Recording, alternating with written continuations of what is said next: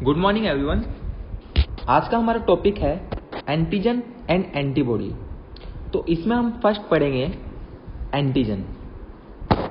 तो एंटीजन एक ऐसा सब्सटेंस होता है जो कि इम्यून सिस्टम और उसके रेस्पॉन्स को स्टिमुलेट करेगा। ठीक है, मतलब उसको ट्रिगर करता है ये इम्यून सिस्टम के वर्क को। मोस्ट ऑफ दी जो एंटीजन होते हैं वो प्रोटीन इन नेचर बोलते हैं कि ये सब जितने भी एंटीजन होते हैं वो कैसे होते हैं, प्रोटीन इन नेचर होते हैं। लेकिन कुछ कार्बोहाइड्रेट नेचर के भी होते हैं और कुछ लिपिड न्यूक्लिक एसिड नेचर के भी होते हैं, जैसे कि डीएनए और आरएनए। कुछ एंटीजन ज़्यादा कैपेबल होते हैं इम्यून रेस्पॉन्स को ट्रिगर करने में in compare to the other. जैसे क्लास के अंदर कोई बच्चा ज़्यादा होशियार होता है और कुछ कम, तो उसी हिसाब से जो एंटीजन होता है, कुछ एंटीजन्स ऐसे होते हैं जो मोर कैपेबल होते हैं स्टिमुलेट करने के इम्यून रेस्पॉन्स को। अगर मैं टाइप्स की बात करूं तो टाइप्स में आते हैं दो। First one is the complete and second one is incomplete. तो अगर मैं कंप्लीट के बारे में बोलूं तो कंप्लीट वो एंटीजन होंगे जो कि एंटीबॉडी का फॉर्मेशन खुद कर सकते हैं और प्रोड्यूस करेंगे स्पेसिफिक रिएक्शन को विथ एन एंटीबॉडी। इनका जो मॉलिक्यूलर वेट होता है वो हाई होता है, मतलब कि 10,000 डाल्टन से ज़्यादा होता है। अगर मैं कंप्लीट के बारे में वापस बोलूं तो कंप्लीट एंटीजन ऐसे एंटीजन होंगे जो कि अपनी एंटीबॉडी इंड्यूस करता है एंटीबॉडी फॉर्मेशन को खुद के थ्रू।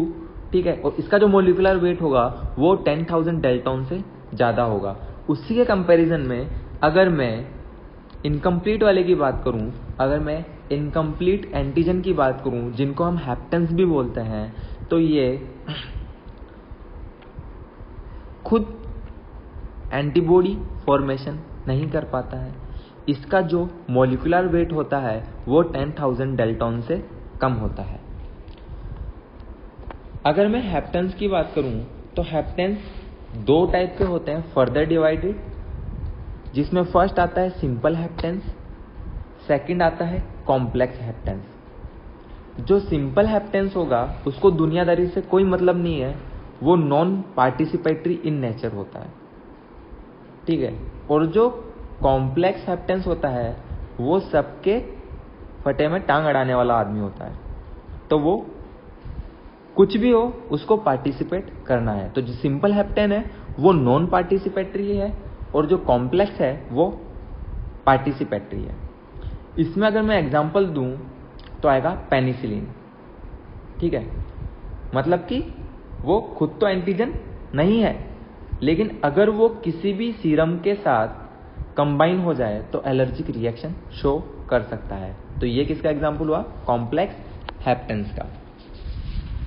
अगर मैं बात करूं एंटीजेनिसिटी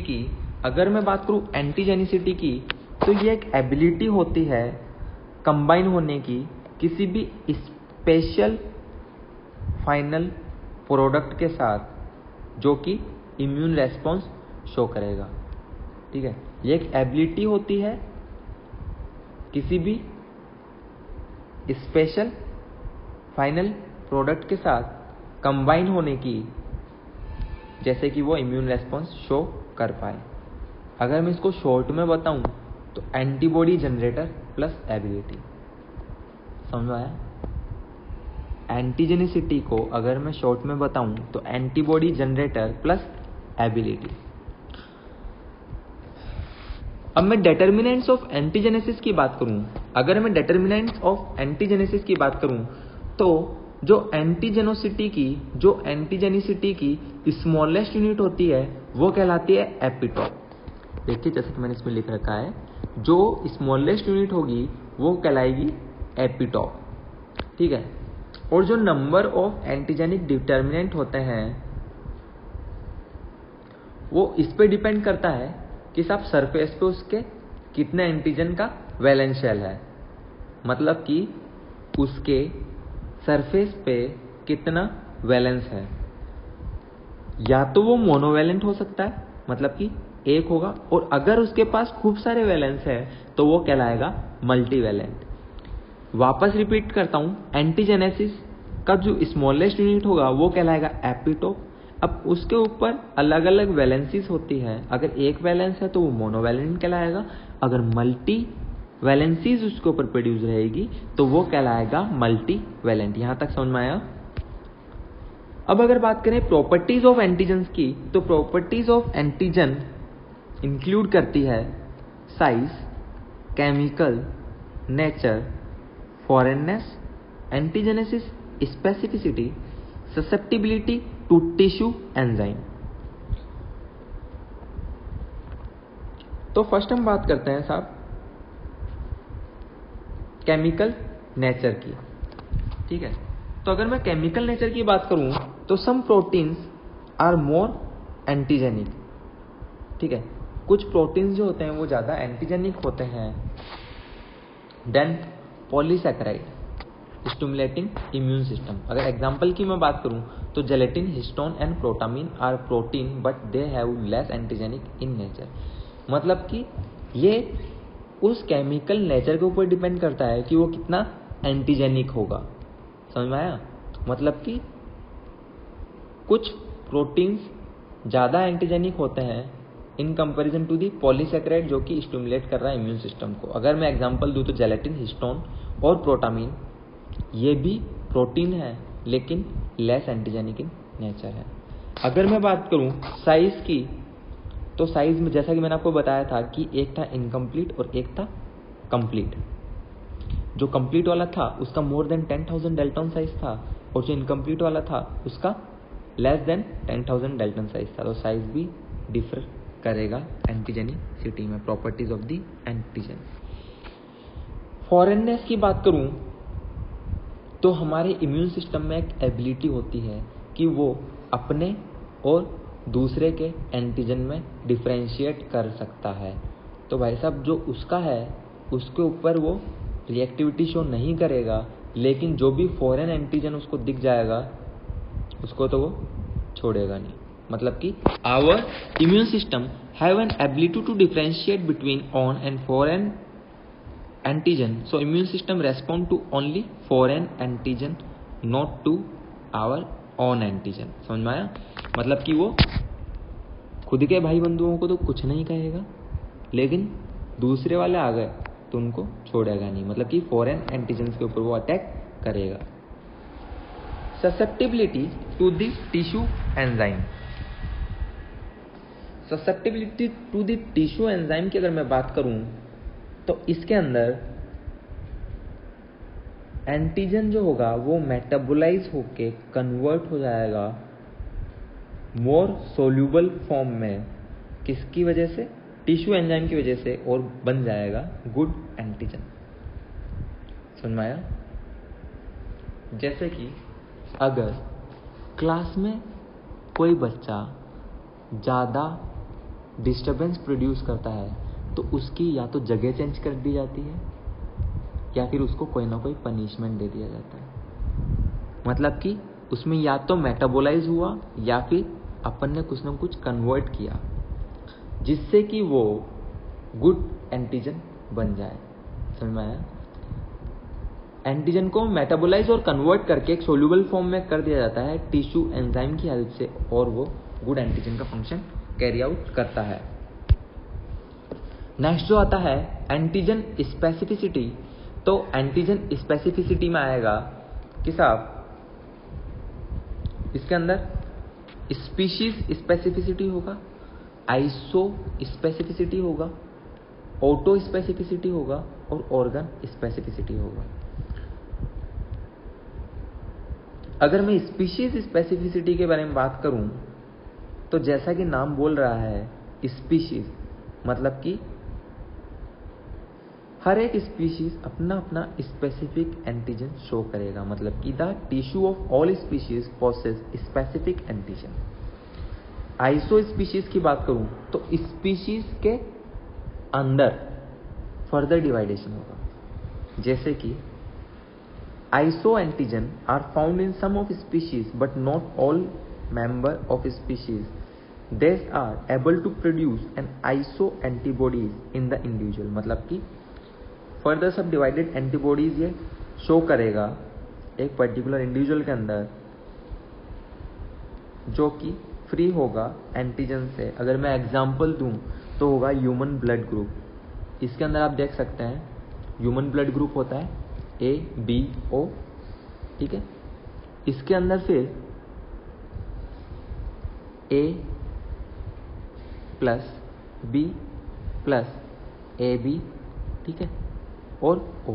फिर इसके अंदर RH फैक्टर अलग हो जाते हैं, वो तो आप फर्दर अलग पढ़ेंगे। लेकिन जो आइसो स्पेसिफिसिटी है उसके अंदर इसने बेस्ट एग्जांपल दिया है ह्यूमन ब्लड ग्रुप का। इसके अंदर आइसो स्पेसिफिसिटी कैसे शो करा, ABAB, समझ में आया। ऑटो स्पेसिफिसिटी की अगर मैं बात करूं तो autologous antigen are ordinary non antigenic but some are exceptional. This type of antigen may be antigenic after some time. मतलब कि क्या होता है, ऑटोलोगस एंटीजन जो होते हैं वो ऑर्डिनरीली तो क्या होते हैं, नॉन एंटीजेनिक होते हैं, ठीक है। ये क्या होते हैं, नॉन एंटीजेनिक होते हैं नॉर्मली तो, लेकिन इसके अंदर कुछ ना कुछ एक्सेप्शनल केस भी होते हैं जो कि कुछ समय बाद में क्या हो जाएंगे, सब एंटीजेनिक इन नेचर हो जाएंगे। इसी वजह से इसमें एक वर्ड यूज किया गया है टर्मिनोलॉजी में, ऑटो। ऑटो मतलब खुद ब खुद। पहले तो क्या थे कि भाई नॉन एंटीजेनिक थे ऑर्डिनरी, लेकिन इसके अंदर कुछ ना कुछ एक्सेप्शन तो रहते हैं जो कि कुछ समय बाद में क्या हो जाएंगे, एंटीजेनिक इन नेचर हो जाएंगे।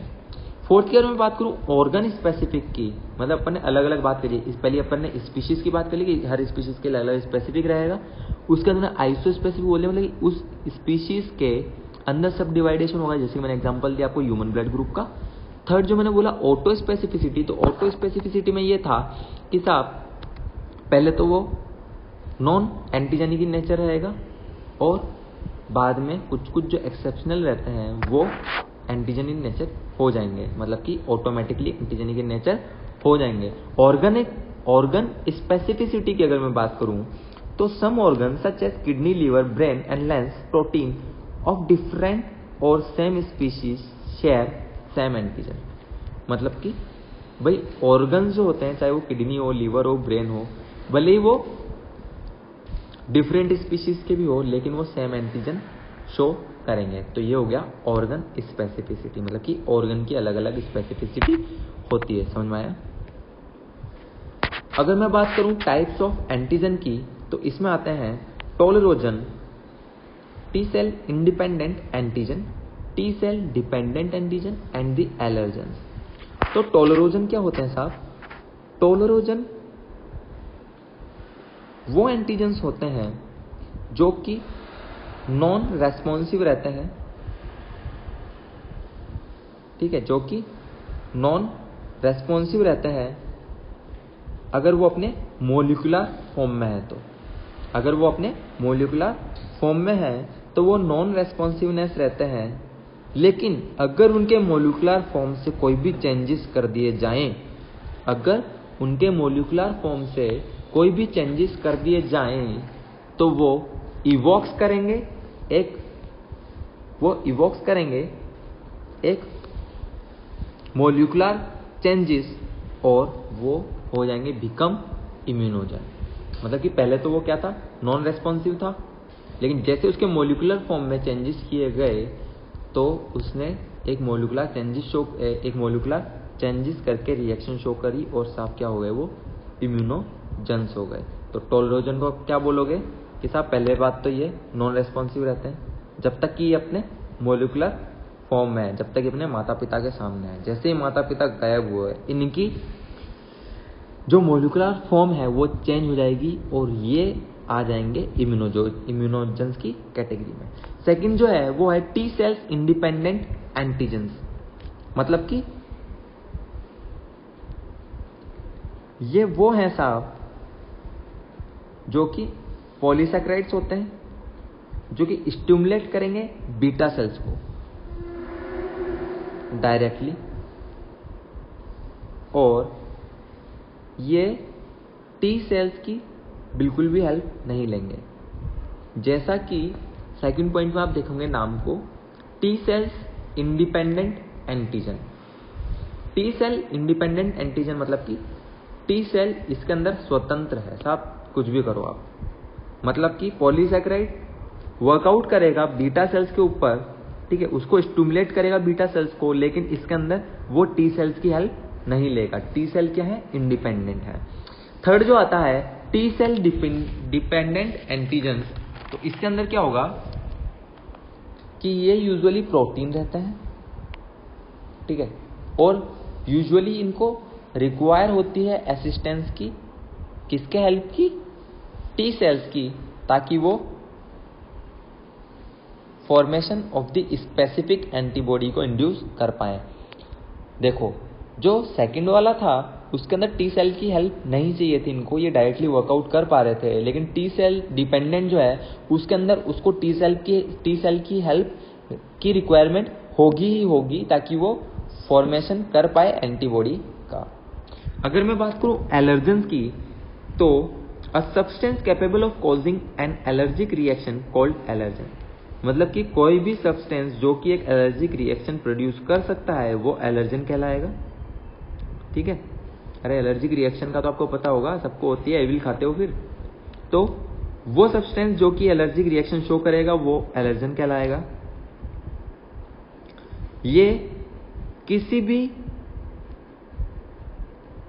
रिएक्शन के कांटेक्ट में आने से हो सकती है, चाहे आपने उसके डायरेक्ट कांटेक्ट में आए हो, मतलब कि direct contact to the skin, या फिर उसका इंजेक्शन हुआ हो, या फिर इनहेलेशन मतलब कि सांस के रूट के द्वारा वो अंदर गया हो, या फिर किसी न किसी रूट से वो इंसर्ट अपनी बॉडी में हुआ हो, तो वो अगर एलर्जिक रिएक्शन शो करेगा तो वो आएगा एलर्जेंस की कैटेगरी में। तो आज की क्लास यहीं पर समाप्त करते हैं। Thank you very much.